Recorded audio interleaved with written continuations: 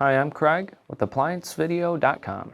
Today, we'll be taking a look at your thermostat on this Appliance Laundry Systems electric dryer.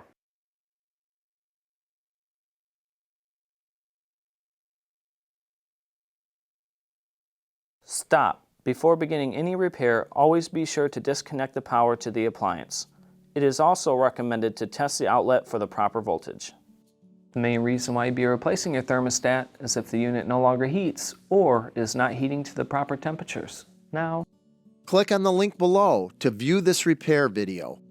ApplianceVideo.com guides you step by step, giving you the confidence to avoid recalls and callbacks, also saving time on repairs.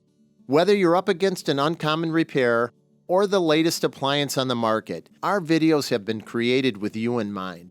Our growing library of videos have been produced using our factory-certified technicians who have extensive infield experience over the past 30 years. ApplianceVideo.com provides high-quality repair videos that anyone can follow, regardless of their skill level. We are here to help. Click on the link below to view this repair video and let us help you do it right the first time.